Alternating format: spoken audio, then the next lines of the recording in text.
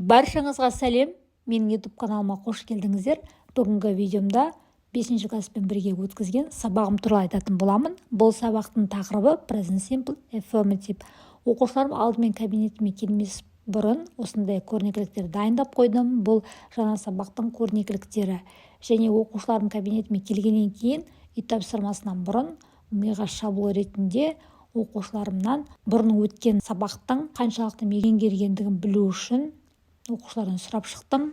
Бұл оқушылардың қолдарындағы жанұя мүшелері болатын, және оқушылардан сол жанұя мүшелерін қаншалықты білетіндіктерін тексеру үшін осындай сұрақтар қойдым. Қазір тыңдап көріңіздер.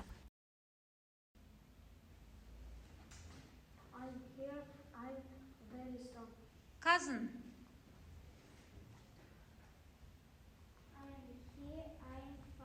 Niece. Brother. I am here, I am funny. I am cute. I am strong. Okay, good. Мінекей оқушыларым осылай барлығы сөйлеп шығады. Бұл біріншіден оқушылар жанұя мүшелерінің қалай аталатындығы, аудармасын тез үйреніп жаттап алу үшін берілді, және оларға мінездеме беруді үйреніп келеді. Одан кейін жаңа сабағымды кітаптың бетіндегі тапсырмамен емес, дайындап қойған көрнекілігіменен түсіндіруге тырыстым. Оқушыларым өте жақсы түсінді деп ойлаймын. Себебі менің бір көрсеткен тапсырмамды оқушылар өздері орындай білді. She likes ice cream. He likes ice cream.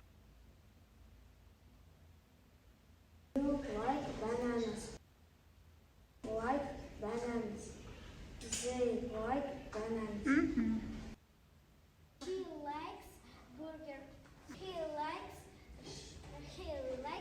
burgers. It likes burger. Мінекей келесі оқушымда өзінің сөйлемдерін айту үшін тақтаға шықты.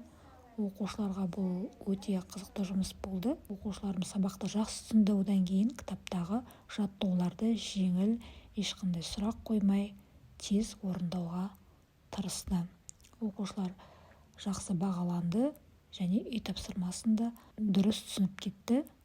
Баршаңызға осындай сабақты өткізуге кеңес беремін. Оқушылардың сабаққа деген қызығушылығы артып, түсініктері молаяды, және айтылым дағдысы жақсы қалыптасады. Байқап көріңіздер. Баршаңызға сәттілік тілеймін.